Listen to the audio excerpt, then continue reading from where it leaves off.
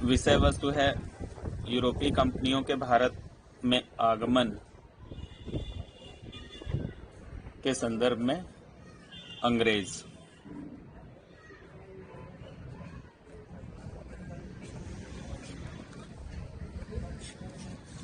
Governor and company of merchants of London trading into the east Indies नाम से एक company बनाई गई दिसंबर 1599 में। इसमें कुल 217 व्यापारी शामिल थे, जिसमें एक हिस्सेदार के रूप में तत्कालीन रानी एलिजाबेथ प्रथम भी शामिल थी। ईस्ट इंडिया कंपनी के संदर्भ में 3 शाही फरमान प्रमुख रूप से हम लोग देख लेते हैं। एक 1600 ईस्वी का शाही फरमान, और एक 1609 ईस्वी का शाही फरमान, और एक 1661 ईस्वी का।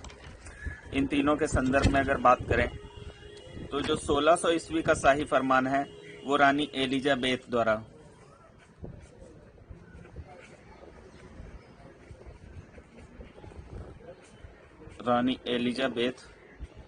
प्रथम द्वारा दिया गया। इसके तहत कंपनी को 15 वर्षों का पूर्वी देशों के साथ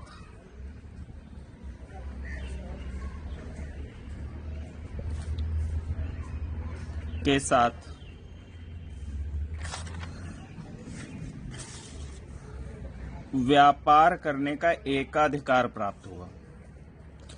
15 वर्षों का पूर्वी देशों के साथ व्यापारिक एकाधिकार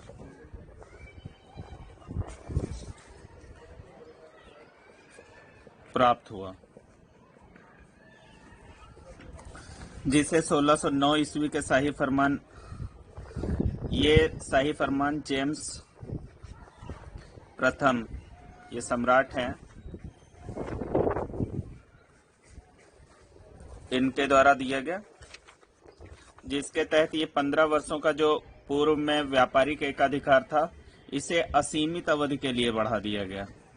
इसे जो है असीमित अवधि के लिए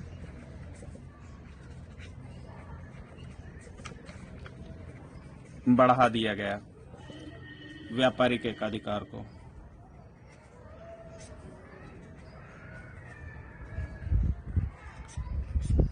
आपको पता होगा कि यह व्यापारिक एकाधिकार पूर्वी देशों का कंपनी के पास 1813 ईस्वी तक बना रहा। 1813 ईस्वी तक। 1813 ईस्वी के चार्टर में 1813 ईस्वी के चार्टर से कंपनी के व्यापारिक एकाधिकार को समाप्त कर दिया गया, परंतु चाय के साथ होने वाला व्यापारिक एकाधिकार कंपनी के पास बना रहा, तथा चीन के साथ होने वाला व्यापारिक एकाधिकार कंपनी के पास बना रहा, जिसे 1833 में पूर्णतः समाप्त कर दिया गया। तो कंपनी का पूर्णतः व्यापारिक एकाधिकार 1833 के चार्टर से समाप्त हुआ।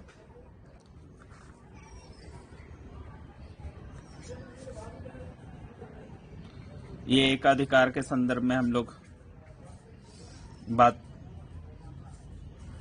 जो अभी हम लोगों ने कुछ बिंदु देखे वो कंपनी के व्यापारिक एकाधिकार से जुड़े हुए थे।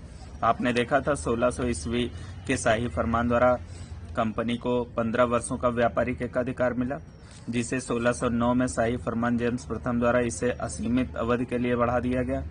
1813 ईस्वी के चार्टर में व्यापारिक एकाधिकार समाप्त किया गया, परंतु चाय और चीन के साथ होने वाले व्यापारिक एकाधिकार के संदर्भ में अभी भी कंपनी के पास संपूर्ण शक्ति रही, लेकिन 1833 के चार्टर से इसे पूर्णतः समाप्त कर दिया गया।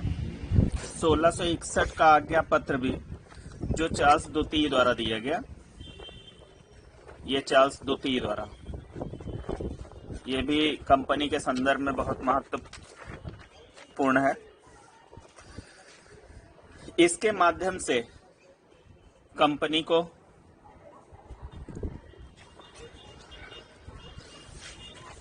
इस आज्ञा पत्र द्वारा कंपनी को मुद्रा ढालने,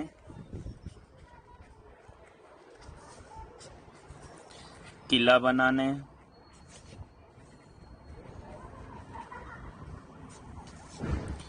न्याय करने,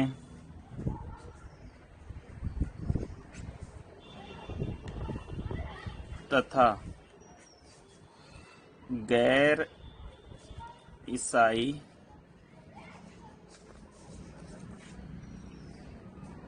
राज्यों के साथ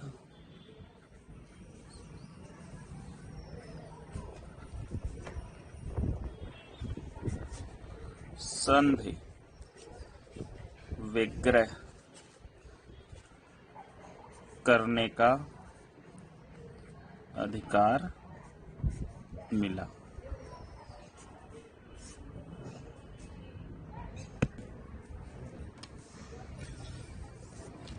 कंपनी का संक्षिप्त नाम ईस्ट इंडिया कंपनी।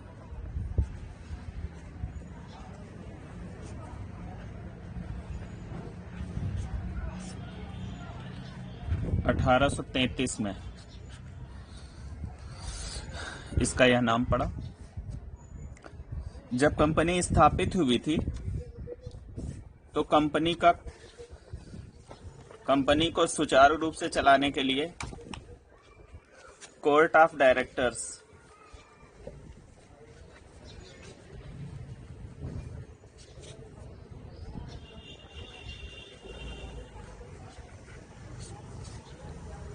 या निदेशक मंडल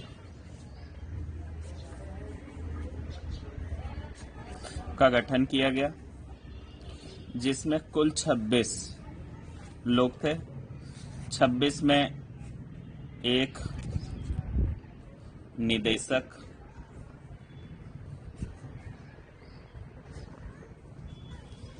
एक उपनिदेशक,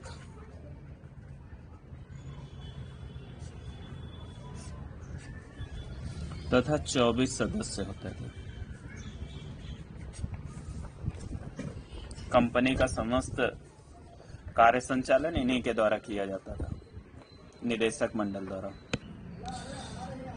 अब बात कुछ अंग्रेज यात्री और अंग्रेजी दूतों के बारे में कर लेते हैं। अगर हम देखें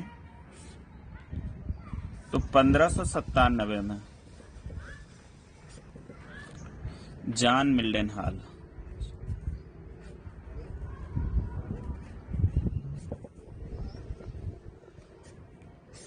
मिल्डेनहाल एक अंग्रेजी दूत है, एक अंग्रेज यात्री है जो स्थल मार्ग से,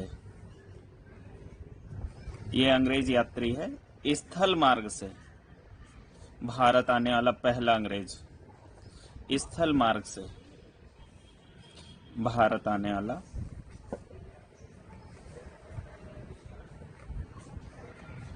पहला अंग्रेज।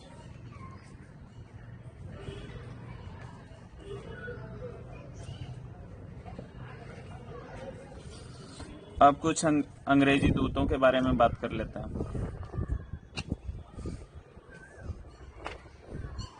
1608 में कैप्टन हॉकिंस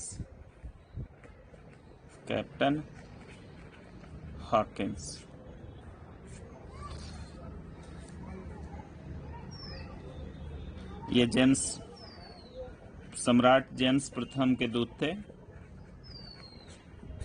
जो कंपनी के लिए कुछ व्यापारिक सुविधाएं प्राप्त करने के लिए भारत आए। जेम्स प्रथम के दूत थे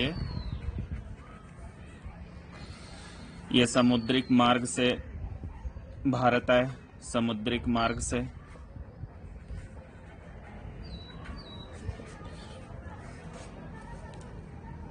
ये जिस पानी के जहाज से आए थे उसका नाम हेक्टर या रेड ड्रैगन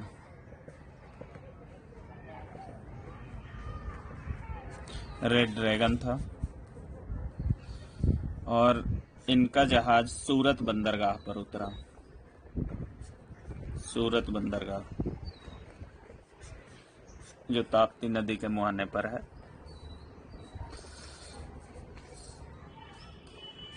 सोलह सौ नौ ईस्वी में ये मुगल बादशाह जहांगीर से आगरा में मिले।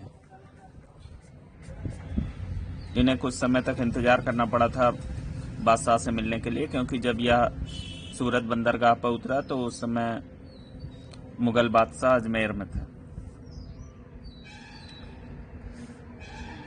इन्होंने जेम्स प्रथम का पत्र, जिस पत्र को दिया गया नाम है फ्रेंड, यह पत्र बादशाह अकबर के नाम था, लेकिन अकबर की मृत्यु हो चुकी थी, तो यह पत्र हॉकिंस ने जहांगीर को दिया। हॉकिंस कई भाषाओं का ज्ञाता था, इसलिए उसने जहांगीर से फारसी भाषा में बात की। फारसी जो है राजकीय भाषा थी तत्कालीन समय की। हॉकिंस को जहांगीर ने 400 का मनसब प्रदान किया, एक जागीर प्रदान की और खान की उपाधि, इंग्लिश खान कहा जाता था हॉकिंस को, खान की उपाधि दी। 400 का मनसब दिया, एक जागीर दी और खान की उपाधि। अब एक दूत हैं sir Thomas Roe. Sir Thomas Roe ये 1615 ईस्वी में, ये भी जेम्स प्रथम के दूत हैं। सर टॉमस रो भी सम्राट जेम्स प्रथम के दूत हैं, जो कंपनी के लिए कुछ सुविधाएं प्राप्त करने के लिए भारत भेजे गए। ये भी सूरत बंदरगाह पे उतरे। सूरत बंदरगाह पे इन्होंने 1616 ईस्वी में अजमेर में जहांगीर से भेंट की। जहांगीर से, मुगल बादशाह जहांगीर से भेंट की। सर टॉमस रो जहांगीर को नास्तिक कहता है। उसने अपने विवरण में जहांगीर को नास्तिक बताया। सर टॉमस रो भारत में उतने ही दिन रुका जितने दिन भारतीय संविधान को बनने में लगे, 2 साल 11 माह 18 दिन। इसने जो पत्र जहांगीर को दिया, उस पत्र का नाम था परफेक्ट। हॉकिंस के पत्र का नाम फ्रेंड और सर टॉमस रो के पत्र का नाम परफेक्ट। सर टॉमस रो ने बादशाह जहांगीर तथा शहजादा खुर्रम, जिसे शाहजहां के नाम से जाना गया बाद में, से ऐसे फरमान प्राप्त किए जिससे अंग्रेजों को व्यापार करने एवं आंतरिक करों में छूट मिली। यह उपलब्धि थी कंपनी के लिए।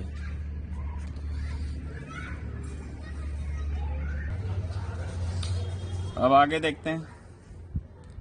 1715 में 1715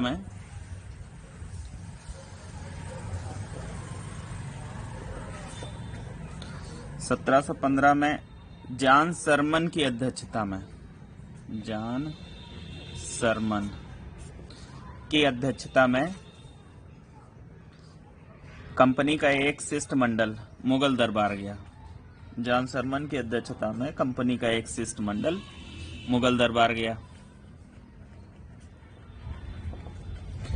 इस समय मुगल बादशाह फर्रुखसियर था। इस शिष्टमंडल का उद्देश्य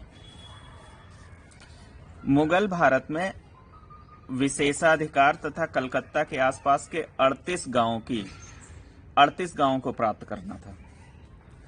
मुगल भारत में विशेषाधिकार प्राप्त करना तथा कलकत्ता के आसपास के 38 गांव प्राप्त करना था।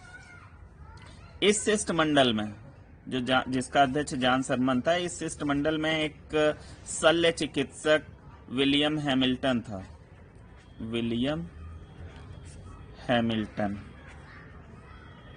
ये शल्य चिकित्सक है।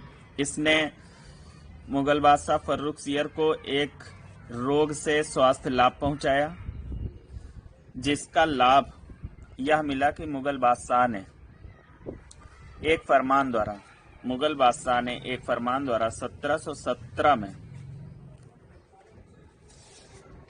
कंपनी के व्यापार को चुंगी और करों से मुक्त कर दिया। चुंगी और कर से मुक्त कर दिया तथा कलकत्ता और मद्रास के समीप कुछ गांव भेंट किए।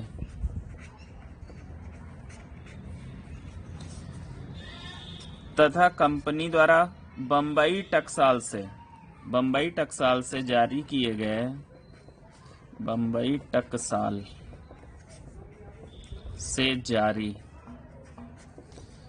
गए सिक्कों को मुगल साम्राज्य में मान्यता प्रदान कर दी। बम्बई टकसाल से जारी सिक्कों को, या टकसाल कंपनी की थी, सिक्कों को मुगल साम्राज्य में मान्यता।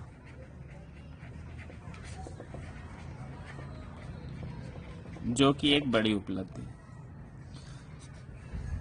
ओर्म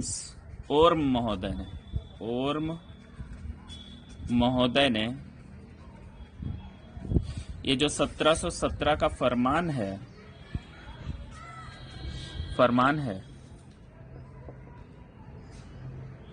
इस फरमान को कंपनी का महाधिकार पत्र कहा है। मैग्ना कार्टा की संज्ञा दी है, मैग्ना कार्टा।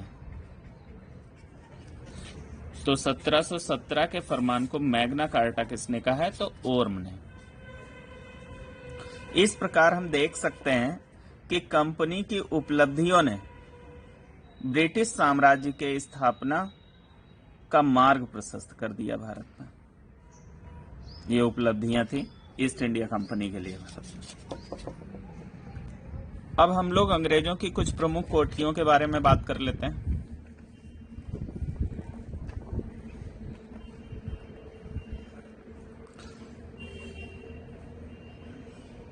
ये दक्षिण भारत का मैप है। ये बंबई है, ये मद्रास है, ये कलकत्ता,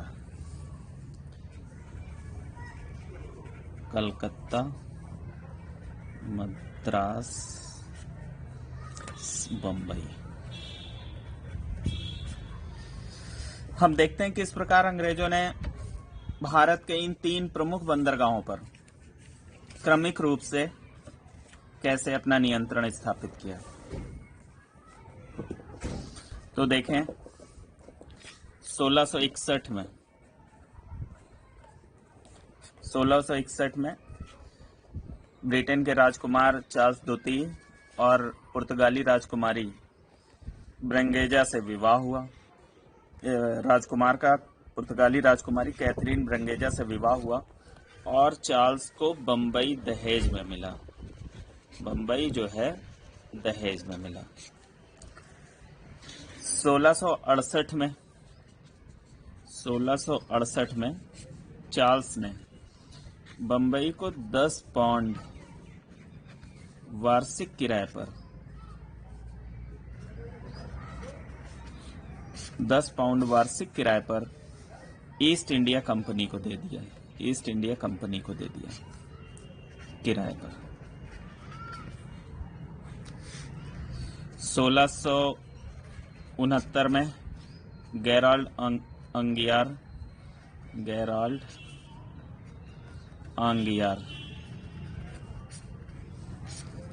आंगियार बंबई का प्रशासक बना, बंबई का गवर्नर बना।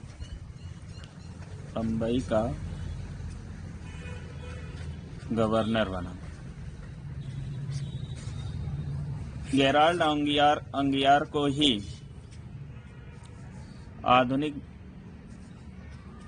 बंबई नगर का निर्माता कहता है, या आधुनिक बंबई नगर की नींव डाली इसने। आधुनिक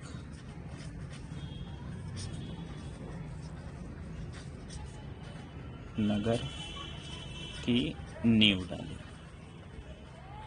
गेराल्ड आंगियार ने। अब मद्रास के संदर्भ में बात कर लेते हैं। मद्रास के संदर्भ में 1632 ईस्वी में गोलकुंडा के सुल्तान ने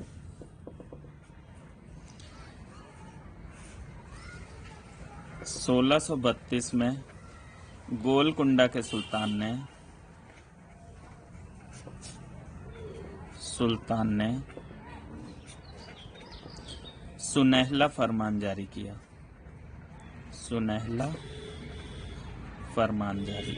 सुनहला फरमान। इसके तहत, इस फरमान के तहत अंग्रेज सुल्तान को 500 पैगोडा, तत्कालीन समय में दक्षिण भारत में प्रचलित मुद्रा है पैगोडा, वार्षिक देंगे। बदले में गोलकुंडा राज्य के बंदरगाहों का,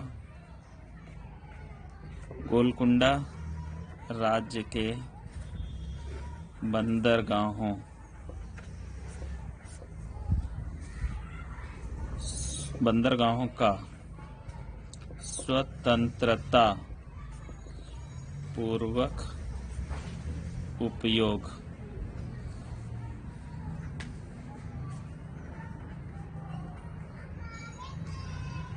करेंगे।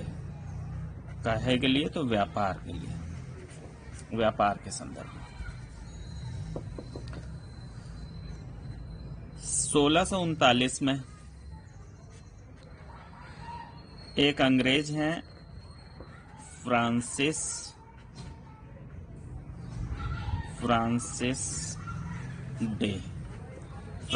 डे ने चंद्रगिरी के राजा से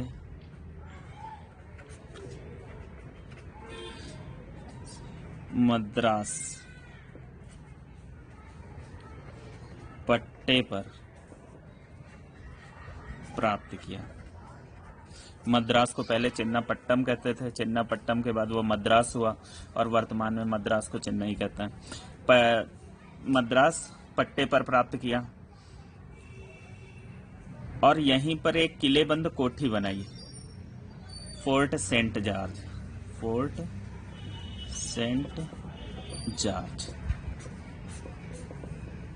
बनाया।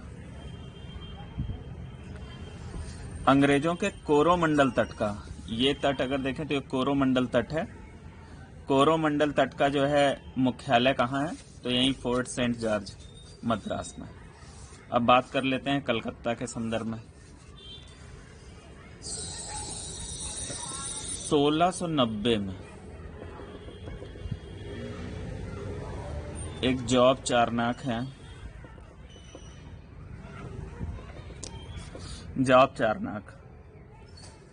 इन्होंने सूता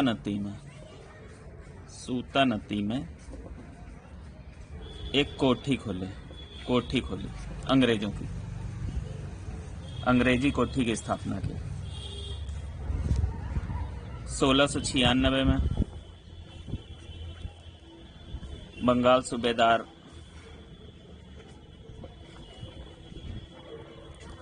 अजीमुस्सान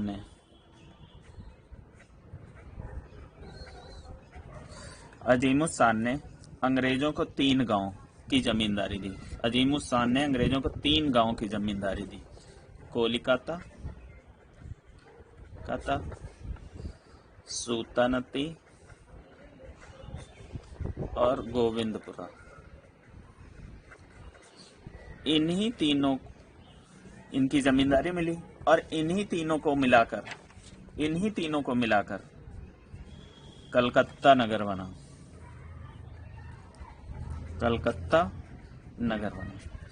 ये जो सूता नदी की किलेबंद कोठी है,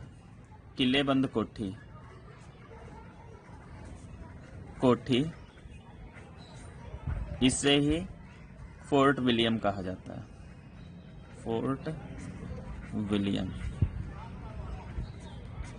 विलियम कहा जाता है। और इसका प्रथम प्रेसिडेंट, फोर्ट विलियम का प्रथम प्रेसिडेंट कौन है? प्रथम प्रेसिडेंट कौन बना? तो हम कह सकते हैं sir Charles Eyre. Sir Charles Eyre. 1690 के पहले ही 1667 में औरंगजेब ने अंग्रेजों को एक फरमान द्वारा बंगाल में व्यापार करने की सुविधा प्रदान की। 1667 में औरंगजेब द्वारा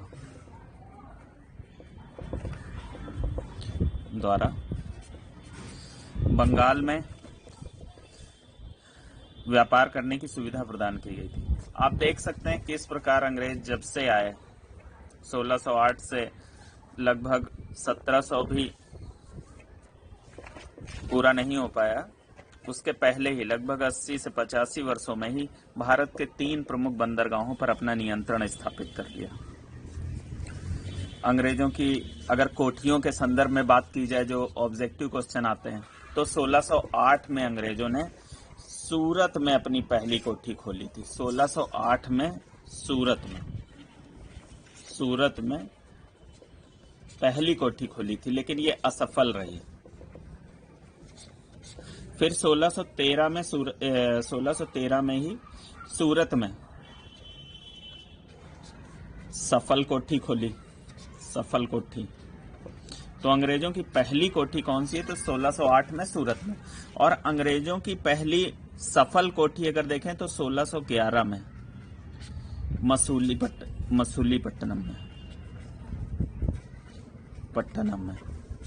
तो अंग्रेजों की प्रथम कोठी सूरत 1608, लेकिन प्रथम सफल कोठी तो 1611 मसूलीपट्टनम। और अंग्रेजों की सूरत की पहली सफल कोठी तो वो 1613 में। ये पश्चिमी घाट है, ये पूर्वी घाट। तो अंग्रेजों की अगर पश्चिमी घाट की पहली कोठी पूछें तो सूरत, और अगर पूर्वी घाट की पूछें तो मसूलीपट्टनम। और पहली सफल भारत की अंग्रेजों की कोठी पूछे तो भी मसूलीपट्टनम। और पहली कोठी शब्द हो, सफल असफल की बात ना की जाए तो 1608 सूरत। फिर 1651 में अंग्रेजों ने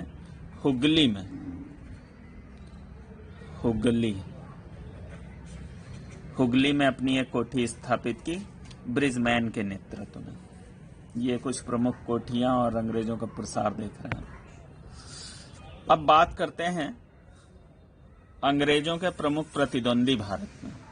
भारत के संदर्भ में अंग्रेजों के प्रमुख प्रतिद्वंदी अगर हम देखें तो यूरोपीय शक्तियां ही भी उनकी प्रमुख प्रतिद्वंदी हैं, जैसे पुर्तगाली, डच, डेन, फ्रांसीसी।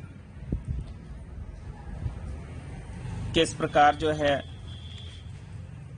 इनकी प्रतिद्वंदिता अंग्रेजों से रही और किस प्रकार इसका समाधान अंग्रेजों ने ढूंढा, इसको हम अगले आने वाले क्लास में पढ़ेंगे। मुगल बादशाह व क्षेत्रीय शक्तियों से इनकी प्रतिद्वंदिता, बंगाल के साथ, अवध के साथ, हैदराबाद के साथ, मैसूर के साथ, मराठा के साथ, कर्नाटक के साथ। आपने पढ़ा होगा कि जैसे प्लासी का युद्ध, बक्सर का युद्ध, इलाहाबाद की संधियां, इन सब में आप देखेंगे किस प्रकार मुगल बादशाह बंगाल व अवध के क्षेत्र शामिल हैं। हैदराबाद, मैसूर के संदर्भ में आपने आंग्ल मैसूर युद्ध पढ़े होंगे, 4 आंग्ल मैसूर युद्ध हुए। मराठा 3 आंग्ल मराठा युद्ध पढ़े होंगे। जैसे फ्रांसीसियों से अंग्रेजों का जो संघर्ष है वो कर्नाटक युद्ध के रूप में आप देखेंगे। प्रथम कर्नाटक युद्ध, द्वितीय कर्नाटक युद्ध, तृतीय कर्नाटक युद्ध, ये अगली क्लास में हम लोग विधिवत पढ़ेंगे। भारत की सीमावर्ती शक्तियों से अंग्रेजों के विवाद, उसमें आप अफगान युद्ध देखेंगे, वर्मा युद्ध देखेंगे, नेपाल के साथ होने वाली संधियां देखेंगे। तो आगे आने वाली टॉपिक की ये विषय वस्तु होंगे जिसको हम आगे विधिवत पढ़ेंगे।